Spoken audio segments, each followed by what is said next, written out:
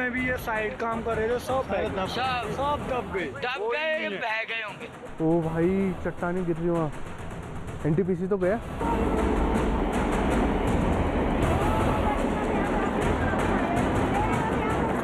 तपोवन के ठीक नीचे जो बैराज बन रहा है वो पूरा टूट गया है इस समय, इसलिए जितने भी चमोली और कर्णप्रयाग जितने भी नदी किनारे लोग हैं वो कहते हैं सुरक्षित स्थानों पर जाएं।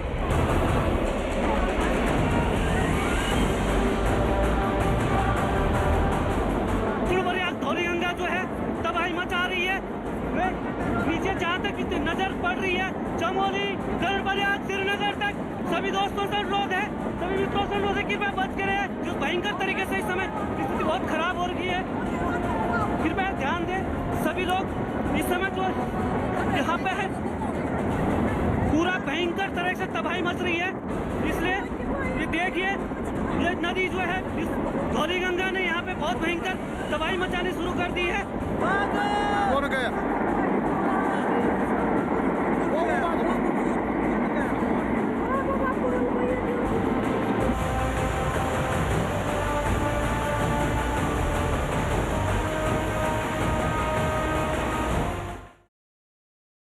तो उत्तराखंड में बड़ी तबाही हुई है। उत्तराखंड के जोशीमठ में ग्लेशियर फटने की वजह से कई लोग मलबे में दब गए। चमोली में आईटीबीपी के जवानों ने काफी मशक्कत के बाद एक शख्स को बाहर निकाला। ये तस्वीर हम आपको दिखा रहे हैं, देखिए किस तरीके से बड़ी तबाही जोशीमठ में ग्लेशियर के फटने के चलते, और इस सबके बीच आईटीबीपी का रेस्क्यू ऑपरेशन जारी।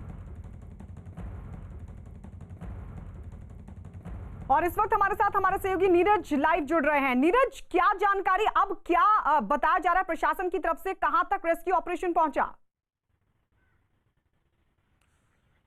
देखिए, अब से थोड़ी देर पहले कैबिनेट सेक्रेटरी राजीव गौबा की अध्यक्षता में नेशनल क्राइसिस मैनेजमेंट कमेटी की बैठक दिल्ली में हुई और उसमें आईटीबीपी के डीजी एसएस देसवाल और दूसरे वरिष्ठ अधिकारियों ने भी हिस्सा लिया। क्या स्थिति है और क्या केंद्र सरकार की तरफ से किया जा रहा है, हमारे साथ एक्सक्लूसिव बातचीत करने के लिए सर न्यूज 18 इंडिया से बातचीत करने के लिए धन्यवाद। आप क्या अभी जो मीटिंग हुई उसमें क्या कुछ आप लोगों को दिशा निर्देश दिया गया और आईटीबीपी अभी मौके पर क्या कर रही है?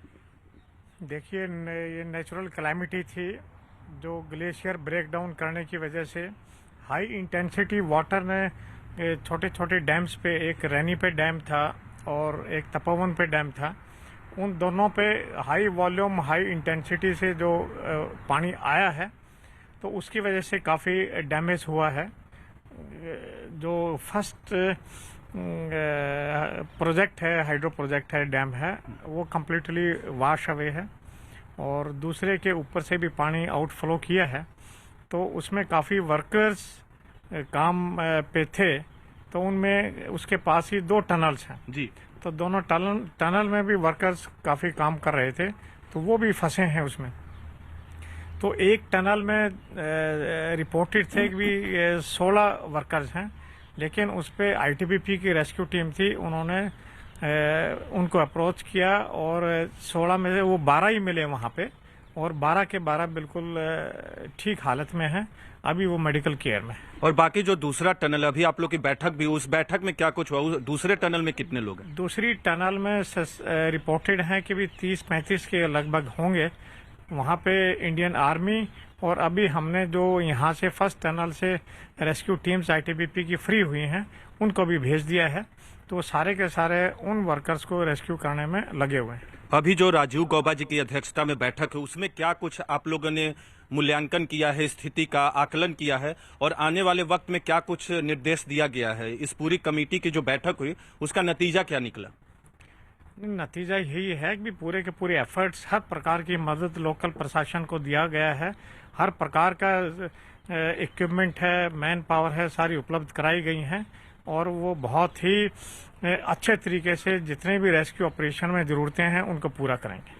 लेकिन जो नीचे पानी का बहाव जो है, क्योंकि ग्लेशियर फटा है तो नीचे पानी का बहाव तेज हुआ है और पानी बढ़ने की भी आशंका है, तो कि ऊपर से लेकर नीचे तक में कुछ हिदायत आईटीबीपी या अभी की बैठक में कुछ ऐसा नहीं? थर्ड डैम है जोशीमठ से नीचे डाउन स्ट्रीम पे करीब 13-14 किलोमीटर पे हेलोन में, तो उसमें उसकी काफ़ी बड़ी कैपेसिटी है, सारा का सारा पानी उसने उसको एब्जॉर्ब कर लिया है, तो उस डैम से नीचे आगे आके कोई ज़्यादा खतरा नहीं है, कोई ओवरफ्लो ऑफ वाटर की कोई संभावना नहीं है। यानी हरिद्वार, ऋषिकेश और उसके ऊपर जो छोटे छोटे शहर हैं उनको बहुत चिंता करने की जरूरत नहीं है, लेकिन एहतियात बरतना है। हाँ, जो प्रेजेंट सिचुएशन में कोई चिंता का विषय नहीं है नीचे।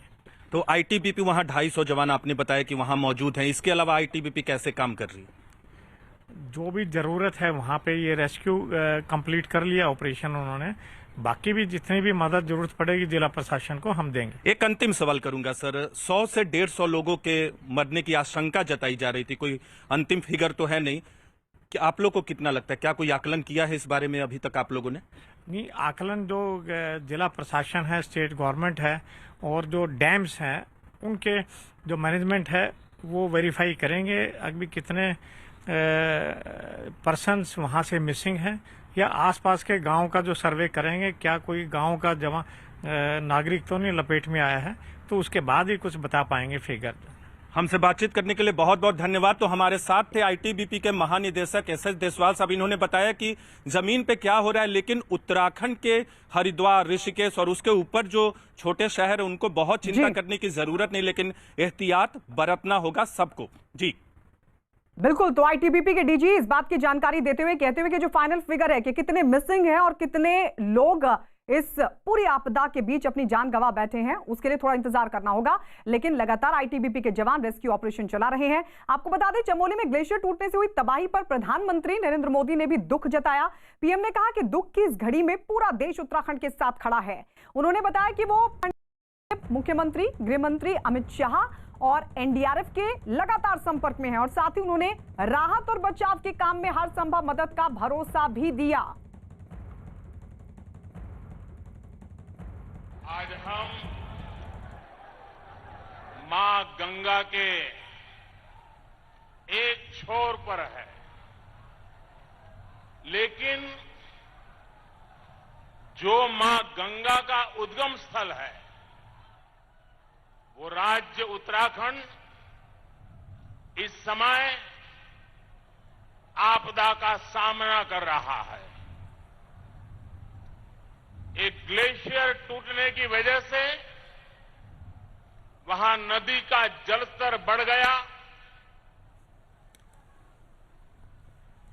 नुकसान की खबरें धीरे धीरे आ रही है। मैं उत्तराखंड के मुख्यमंत्री श्री त्रिवेंद्र रावत जी, भारत सरकार के गृह मंत्री श्री, एनडीआरएफ के अफसर, उन सबसे निरंतर संपर्क में हूं।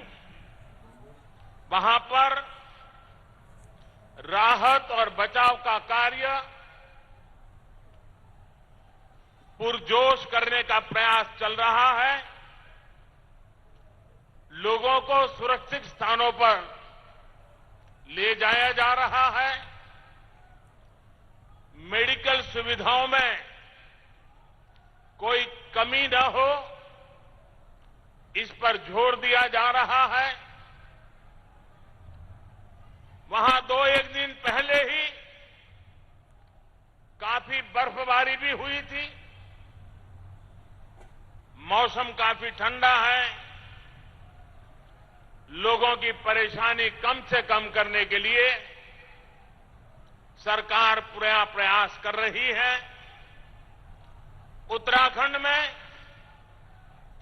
ऐसे परिवार मुश्किल से मिलते हैं जिनका कोई न कोई सदस्य फौज में न हो, यानी वहां के लोगों का हौसला किसी भी आपदा को मात दे सकता है। उत्तराखंड के साहसी लोग के लिए मैं प्रार्थना कर रहा हूं, बंगाल प्रार्थना कर रहा है, देश प्रार्थना कर रहा है।